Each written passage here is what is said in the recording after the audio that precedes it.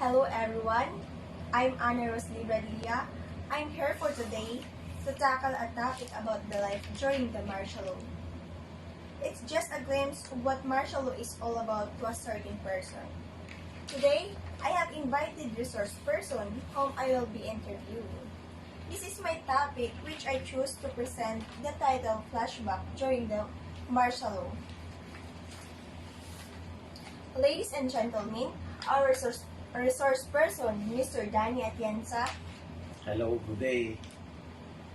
Before I start this interview, sir, may I know what keeps you busy these days? Well, I'm a retired businessman. So, what keeps me busy these days, or even at night, is watching Netflix and having my wife at my side. But before the pandemic, when we can go out anywhere we go, we used to travel a lot. I used to travel a lot with my wife and my only daughter. Well, that's about it. So, how old are you now, sir? If I may ask. Yes, you may. I'm 56 years young and keeping younger and younger every day. How old were you during martial law, sir?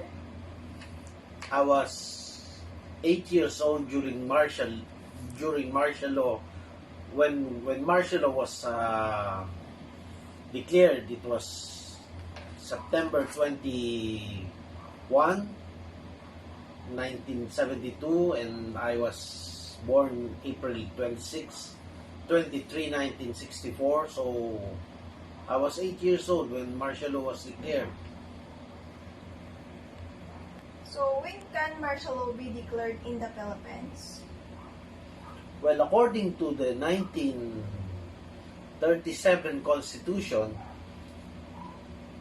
under Article 7, Section 10, Paragraph 2, the President shall be Commander-in-Chief of all armed forces of the Philippines, and whenever it becomes necessary, he may call out such armed forces to prevent or suppress lawless violence, invasion, insurrection, or rebellion. In case of invasion, insurrection, or rebellion, or imminent danger thereof, when the public safety requires it, he may suspend the privilege of writ of habeas corpus or place the Philippines or any part thereof under martial law. Now, in the 1987 Constitution, because of our experience during the Marcos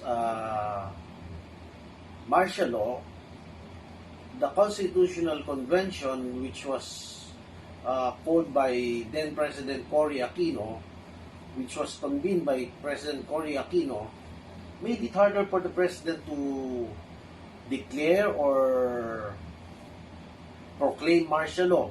And it says under Article 7, the Executive Department, Section 18, the President, bear with me because this is going to be very long, the President shall be the Commander-in-Chief of all armed forces of the Philippines, and whenever it becomes necessary, he may call out such armed forces to prevent or suppress lawless violence, invasion, or rebellion.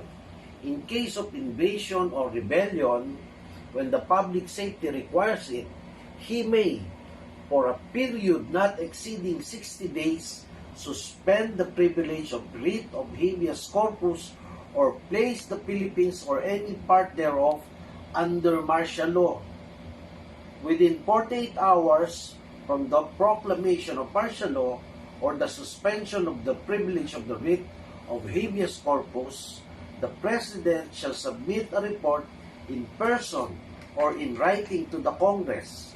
The Congress, voting jointly by a vote of at least a majority of all its members in regular or special session, may revoke such proclamation or suspension, which revocation shall not be set aside by the President Upon the initiative of the President, the Congress may, in the same manner, extend such proclamation or suspension for a period to be determined by Congress if the invasion or rebellion shall persist and public safety requires it.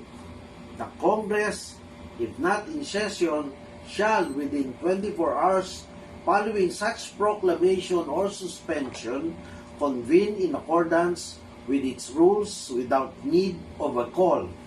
The Supreme Court may review in an appropriate proceeding filed by any citizen the sufficiency of the factual basis of the proclamation of martial law or the suspension of the privilege of the writ of habeas corpus or the extension thereof, and must promulgate its decision thereof within 30 days from its filing. A state of martial law does not suspend the operation of the Constitution, nor supplant the functioning of the civil courts or legislative assemblies, nor authorize the conferment of jurisdiction on military courts and agencies over civilians or civilian courts are able to function, nor automatically suspend the privilege of the writ of habeas corpus. During suspension of the privilege of the writ of habeas corpus, any person thus arrested or detained shall be judicially charged within 3 days. Otherwise, he shall be released. Now see, it has become very long and it's become very hard for a sitting president to declare martial law. And not all our rights were taken away from us by the 1987 Constitution, which President Duterte used when he declared martial law in Mindanao during the siege of Marawi. Why did President Marcos declare martial law, sir? Well, since under the, as I have said earlier, that you can only declare martial law if there was imminent danger of rebellion in our country, Mr. Marcos in his diary wrote that he, together with members of his cabinet and staff, finished the preparation of Proclamation 1081 at 8 p.m. September 21. On September 22, 1972, a day after the final speech of Ninoy Aquino, newspapers still came out. They featured the rally held the previous day in Plaza Miranda. Mr. Mijares recounted that Marcos was agitated by a statement reported in the Daily Express that if martial law were declared, Aquino said he would have to be arrested soon after or he would escape to join the resistance. The pretext for martial law was provided later in the evening of Friday, September 22, 1972. The convoy of Defense Secretary Juan Ponce Enrile was ambushed in Wakwak as he was on his way home to Dasmariñas village in Makati before 9 p.m. Enrile recalled his convoy was driving out of Camp Aguinaldo when a car opened fire at his convoy and sped away. A contrasting account came after Oscar Lopez, who lived along Notre Dame Street, Wakwak Village, stated that he heard a lot of shooting and that when he went out to see what was happening, he saw an empty car riddled with bullets.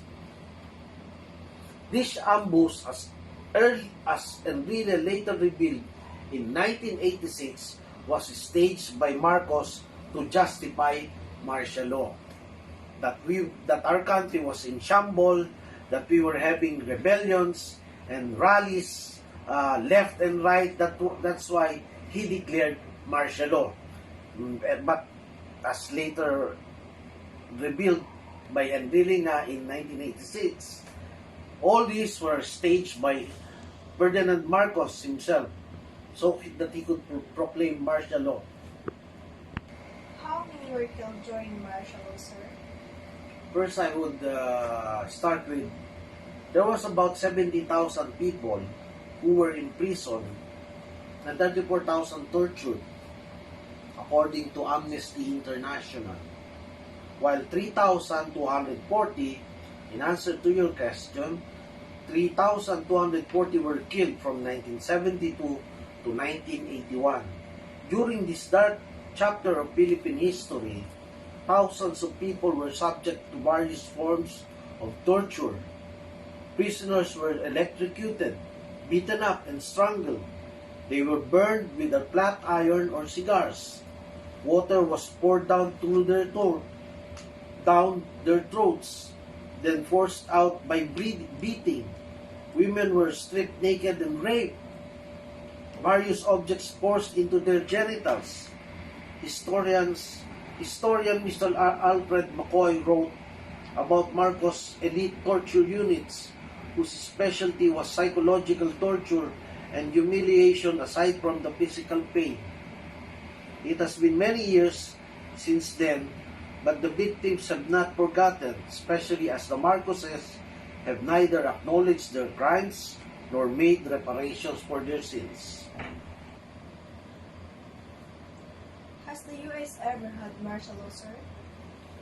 Well, according to Wikipedia, in the United States, martial law has been used in a limited number of circumstances, such as New Orleans during the Battle of New Orleans, after major disasters such as the Great Chicago Fire of 1871, the 1906 San Francisco earthquake, or during riots such as the Omaha Race Riot of 1919. As you can see, in the United States, only parts of the United States have been declared martial law, not the entire United States itself, because they know very much, because of their love for democracy, that martial law is not such a good thing for anyone to use, because it corrupts absolutely and gives you power absolutely. That's why you will be corrupted absolutely. Thank you very much, Thank sir, you, anak. for giving me this beautiful interview. God bless Antiker. And thank you for my beautiful videographer, Ma'am Carla Atienza. Ma'am, thank you. God bless everyone and good